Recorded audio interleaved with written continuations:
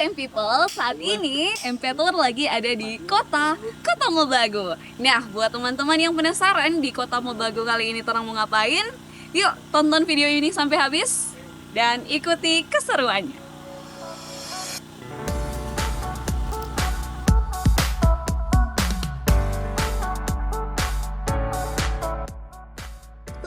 Perjalanan dari Kota Manado dan saat ini saya berada di Kota Mobagu. Saat ini saya akan mengunjungi makam seorang Raja Belang Mongondo, Lolodamoko Agung.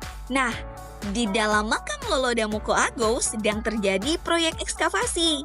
Nah, buat people yang penasaran, apa itu proyek ekskavasi? Yuk ikuti saya, kita tanya-tanya ke Kak Faiz, seorang arkeolog yang bertugas dalam proyek ekskavasi kali ini. Nah, people, saat ini kita sedang berada di lokasi makam Datuk Binangkang. Lolodamoko Agung. Lolodamoko Agung. Atau biasa dikenal dengan gelarnya Datuk Binangkang. Lolodamoko Agung biasa dikenal dengan gelarnya Datuk Binangkang. Nah, Kak Faiz, boleh diceritakan sedikit nggak Kak ini siapa sih sebenarnya Lolodamoko Agung ini? Ya, jadi beliau ini adalah raja di abad 17 di wilayah Sulawesi Utara. Khususnya beliau ini juga dikenal dari berbagai macam catatan sumber-sumber sejak masa Eropa, kedatangan orang-orang Eropa pada masa lalu. Beliau ini adalah Raja Manado dan juga Raja Bolaang Mongondo. Jadi, Raja Manado dan Raja Bolaang Mongondo. Ya, artinya beliau ini adalah Raja dua wilayah yang memiliki wilayah kekuasaan itu dari Manado hingga wilayah Bolaang. Nah Kak, berdasarkan latar belakang seorang Lolodamoko Agung ini, Kak, apa sih Kak yang menjadi tujuan utama proyek ekskavasi ini? Apakah ada sesuatu yang sangat signifikan sehingga bisa mempengaruhi pemahaman kita tentang sejarah mungkin? Ya, yang pasti bahwa dalam tujuan utama ekskavasinya adalah melakukan penyelamatan. Makanya kami mengistilahkan di dalam pelestarian itu disebut dengan ekskavasi penyelamatan. Nah, ekskavasi penyelamatan itu sendiri adalah sistem atau pengupasan tanah dengan metode yang tersistematis dan terukur secara akademik. Nah, kemudian kenapa kami melakukan aktivitas di sini? Itu diawali dari survei permukaan. Kami melihat indikasi bahwa penyebutan dari berbagai macam sumber itu disebutkan makam beliau, makam Lolodamoko Agung itu awal mulanya dibangun dari susunan batu karang. Ya, susunan batu karang. Nah, kemudian kita melihat singkapan, lalu kita kemudian melihat susunan-susunan existing itu sesuai dengan catatan-catatan sumber. Nah, itulah yang kemudian kami ingin melihat dan sekaligus menjadi bagian dari upaya penyelamatan, karena kami mengkhawatirkan ketika struktur dari makam asli ini yang tertimbun dengan tanah itu bisa terancam rusak. Karena yang pertama tidak nampak di permukaan. Kalau kita singkap, kita munculkan, itu bisa kita pertahankan supaya tidak hancur. Salah satunya itu. Hancurnya ini pun juga banyak sebab. Pertama, aktivitas manusia. Yang kedua, aktivitas dari kondisi alam. Karena kondisi alam, sesuatu hal, objek atau misalkan bahan-bahan organik yang terpendam di dalam tanah seiring waktu akan mengalami proses pelapukan. Nah, disebabkan oleh asam tanah, basa tanah, itu lama-kelamaan pasti akan hancur juga. Nah, sehingga harus dikupas, harus dimunculkan, lalu kemudian kita berupaya untuk memperpanjang usia dari material penyusun atau pembentuk dari bentuk makam. Material aslinya. Material aslinya. Nah, sudah sejauh mana nih Kak proyek ekskavasi dilaksanakan, dan ada tahapan apa saja yang dilakukan? Mungkin Kak boleh dijelaskan ke people? Ya. Jadi kami ini sudah hari ke-5. Nah, di dalam proses ekskavasi ini itu kita mengawali dengan proses adat. Proses adat ini juga harus kita pegang teguh. Kenapa? Karena di dalam proses adat ini sudah menjadi bagian dari tradisi adat istiadat masyarakat Bolaang Mongondo secara luas. Nah, kenapa? Karena beliau ini adalah seorang tokoh, seorang pemimpin wilayah, artinya orang yang dimuliakan. Dan ini juga menjadi karakter dan identitas budaya masyarakat Bolaang Mongondo secara luasnya. Sehingga proses adat ini menjadi bagian upaya pemajuan kebudayaan dari istilahnya kalau Undang-Undang Pemajuan Kebudayaan dan Undang-Undang Cagar Budaya nomor 11 2010 untuk cagar budaya dan Undang-Undang Pemajuan Kebudayaan nomor 5 tahun 2017. Ini ada korelasi antara 10 objek pemajuan kebudayaan. Yang pertama adat istiadat, yang kedua tradisi lisan. Kemudian dikaitkan pula dengan teknologi, ada bahasa juga di situ. Nah, dari aktivitas itu kita mengawali dengan proses adat yang ada tokoh pemuka adat di sini, pemuka budaya di sini yang menuturkannya dengan tata cara, dengan bahasa Bolaang Mongondo. Lalu istilahnya kita meminta supaya dalam aktivitas pekerjaan kita permisi, kemudian kita menyampaikan niat baik kita. Nah, itu menjadi salah satu adat istiadat yang perlu kita lalui di dalam proses melakukan ekskavasi ini. Dan itu menjadi bentuk pelestarian dari tradisi tak benda. Tradisi Ya. tak benda. Lalu kemudian dilanjutkan setelah melakukan tradisi itu, adat istiadat itu kita kemudian memulai dengan secara teknis itu metode melakukan pemetaan terlebih dahulu. Nah, pemetaan ini itu untuk membantu kita di dalam membuat layout kotak. Kita itu membuka kotak di wilayah mana, di letak yang mana, dengan kodifikasi. Saat ini kotak yang kita buka itu berada di sudut barat laut dan sudut barat daya. Sudut barat laut. Ya, jadi setelah dihasilkan peta itu kita mengetahui dia berada, oh ternyata ini secara arah mata angin, secara geografis keletakannya berada di dua wilayah itu, di dua arah itu. Lalu kemudian setelah kita lakukan itu, kebetulan makam ini itu dalam istilahnya itu sudah disturb atau dia sudah terganggu karena sudah ada bentuk pagar baru yang pernah dibangun untuk memberikan batas pelindung. Nah, hanya saja proses pembuatan pagar itu kemudian indikasinya bahwa material asli atau struktur asli itu kemungkinan dia sudah terganggu. Terganggu dengan bentuk pagar yang dibangun. Ya, untuk betul. melindungi. Ya, untuk melindungi itu. Dan sehingga memang butuh proses. Kita harus melepas sedikit demi sedikit material-material baru ini, dan kita harus sedikit lebih cermat membedakan antara material baru dengan material lama gitu, sehingga memang butuh kehati-hatian untuk itu. Nah Kak, berarti dari yang kita lihat sekarang ini semua pagar ini akan dibongkar nanti? Kedepannya bisa akan seperti itu untuk menyingkap seluruh struktur atau istilahnya fondasi asli dari makam ini. Tetapi saat ini kita masih mencoba menguji sampel di bagian dua kotak ini atau satu kotak ini itu apakah temuan yang sekarang tersingkap ini ada tiang pagar, kemudian ada struktur di bawahnya. Ini apakah satu konteks atau dia beda konteks? Nah, kalau misalkan ternyata yang kita temukan itu kita bisa menjustifikasi, membangun sebuah kesimpulan dari konstruksi asli bangunan ini, berpotensi untuk kita buka semua, menampakkan seluruhnya, karena yang kita mau kejar adalah bentuk asli dari makam ini. Oke. Nah Kak, sudah hari kelima proyek ekskavasi ini dilaksanakan. Kira-kira ada tantangan apa nih Kak bersama dengan tim ketika melaksanakan proyek ini? Mungkin ada tantangan, dan ini yang kita ketahui bahwa Lolo Damoka Agung ini adalah orang yang sangat disanjung pada ini. Apakah mungkin ada tantangan-tantangan dari masyarakat lokal? Ya, pada dasarnya mungkin ya, pada dasarnya karena ini adalah hal yang baru dilakukan proses. Mungkin kalau secara awam orang bilang melakukan penggalian. tetapi sedikit demi sedikit kami mengedukasi, memberikan pemahaman, memberikan pengetahuan, dan itu adalah hal yang biasa. Hal yang biasa di lapangan, hal yang biasa, ada mispersepsi, tetapi itu harus kita berikan pemahaman sedikit demi sedikit bahwa proses penggalian atau yang disebut ekskavasi itu secara sistematis tidak langsung menggali, dan itu memang butuh pemahaman sedikit demi sedikit. Nah, tetapi itu bukan kendala sebenarnya, justru kendalanya itu adanya di lingkungan alam. Nah, saat ini kita sedang menggali dalam kondisi hujan, panas. Nah, itu yang menjadi kendala terbesar. Kenapa?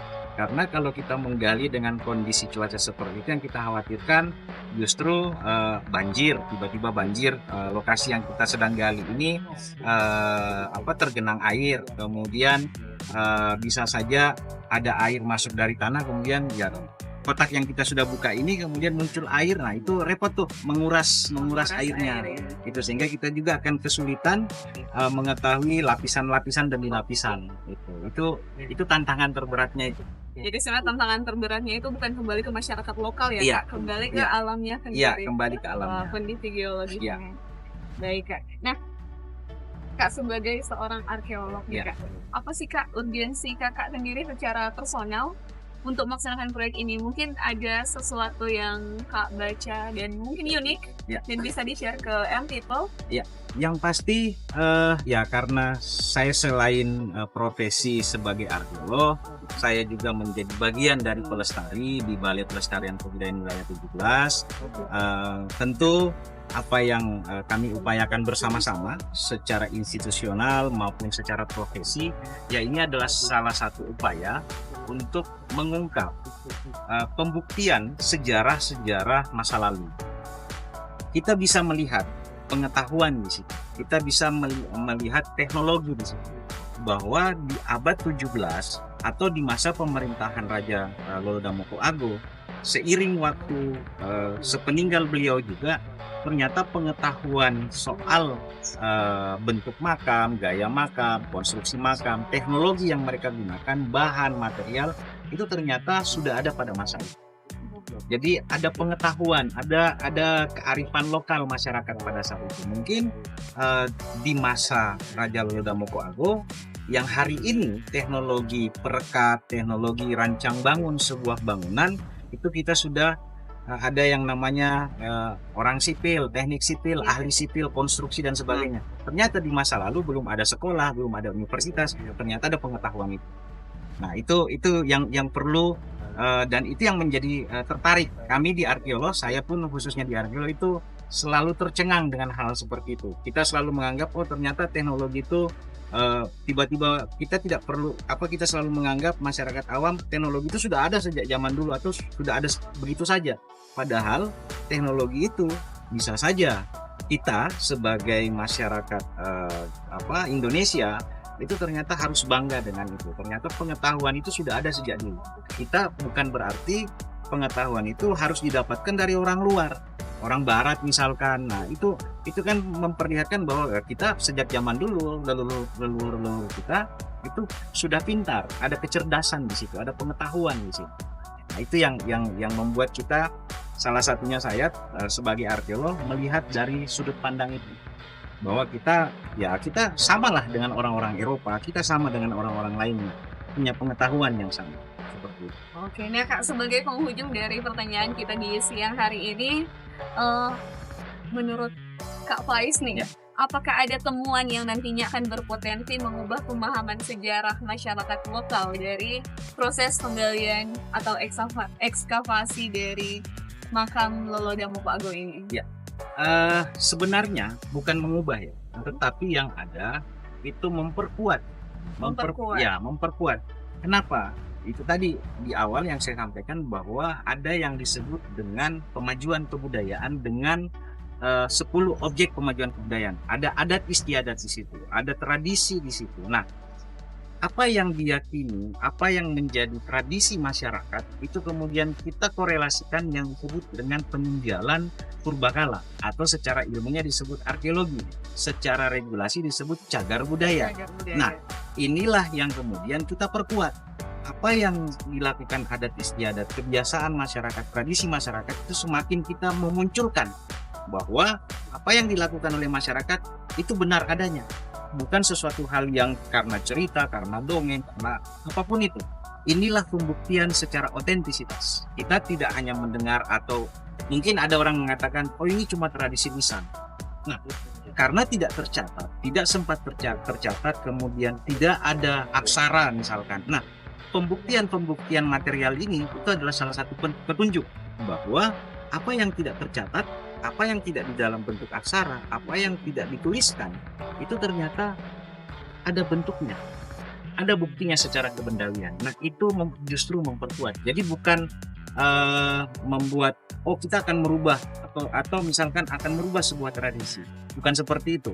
Makanya setiap kita menentukan sebuah kotak galian, itu kita langsung mengetahui dari singkapan permukaan existing. Oh, ini ada indikasi, atau biasanya kita sebut ada gejalanya. Oh, ada temuan keramik. Sampai saat ini kita menemukan fragmen-fragmen keramik, porselin, dan pecahan-pecahan itu mengindikasikan jelas ini adalah peninggalan-peninggalan yang sudah ada sejak abad ke-15, 16, 17 dan seterusnya. Nah, itu mengindikasikan lokasi ini memang adalah lokasi yang sejak dulu itu sudah dihuni. Sejak dulu memang di sini sudah mengindikasikan ada aktivitas masyarakat masa lalu. Nah, seperti itu. Jadi sesuatu hal bukan tempat yang baru begitu saja kemudian kita melihat kalau di dalam arkeologi itu akan merubah. Tidak seperti itu, justru yang ada itu harus memperkuat. Kita tidak mungkin membuka kotak galian kalau kami tidak yakin juga. Nah, kemudian didukung lagi selain temuan singkapan permukaan secara existing dengan indikasi sebaran-sebaran tersebut, itu pun kita merujuknya lagi dengan catatan-catatan sejarah, catatan sumber asli. Misalkan tahun 1800, 1600 atau 1700 ada penuturan itu dan dituliskan, mungkin pada saat itu ada yang dari Wilken, Schwarz, kemudian ada dari Deneber dan lain sebagainya, itu melakukan pencatatan. Artinya mereka sudah pernah melihat pada tahun itu. Nah, di lokasi yang disebutkan di daerah Poyoa Besar 2 ini, atau dulu disebut sebagai daerah Poyoa. Nah, itulah yang kemudian dari berbagai macam sumber ada penyebutan nama desa, toponimi yang di dalam peta-peta Belanda juga itu ada. Nah, itu meyakinkan kita bahwa makam Lolodamopo Ago itu berada di lokasi sekarang, dan itu akan terus memperkuat dari adat istiadat dan tradisi dari masyarakat Lampung. Seperti itu. Nah, setelah ngobrol bareng Kak Faiz, yuk kita tanya-tanya ke Pak Kepala Balai Pelestarian Kebudayaan Wilayah 17, Bapak Sri Sugihartas, tentang proyek ekskavasi ini. Pertama, kita sebelum melakukan ekskavasi kita sudah melakukan sosialisasi dan pertemuan dengan warga setempat, para tokoh adat, dan kita melakukan semua yang dianjurkan oleh para tokoh adat atau masyarakat setempat ketika mulai melakukan ekskavasi. Beberapa tradisi yang diberitahukan, dianjurkan oleh masyarakat kita lakukan, sehingga dengan demikian kita melakukan ekskavasi dengan tetap menghormati nilai-nilai adat yang ada di dalam masyarakat setempat. Pertama, kita bekerjasama dengan Dinas Kebudayaan dan Pariwisata Kota Mobagu, dan juga kita juga bekerjasama dengan peneliti dari Badan Riset dan Inovasi Nasional. Dan hasilnya, dengan adanya kerjasama tersebut, proses ekskavasi bisa berjalan dengan lancar dengan adanya dukungan dari Kota Mobagu, dari Dinas Kebudayaan dan Pariwisata, dan peneliti dari Badan Riset dan Inovasi Nasional. Kita mengharapkan kegiatan ekskavasi ini dapat memberikan dampak positif di dalam masalah mengedukasi masyarakat mengenai bagaimana proses pelindungan situs cagar budaya melalui kegiatan yang bernama ekskavasi. Dengan demikian masyarakat dapat mengetahui lebih jauh apakah yang dimaksud dengan ekskavasi penyelamatan tersebut, yang dimana kegiatan ini bertujuan untuk mengungkapkan data-data yang masih terkubur di dalam tanah, sehingga dengan demikian kita nanti dapat melakukan atau menentukan metode yang tepat di dalam pelestarian ke depannya. Dan inisiatif, terkait dengan inisiatif, kita tentu ke depan berinisiatif untuk mengintegrasikan kegiatan inovasi ini dengan dunia pendidikan. Misalkan mungkin nanti dengan melibatkan para peserta didik, anak-anak sekolah mungkin dari SD, SMP maupun SMA, sehingga mereka, para anak didik tersebut dapat secara langsung mengetahui tentang proses pelestarian cagar budaya melalui metode ekskavasi penyelamatan.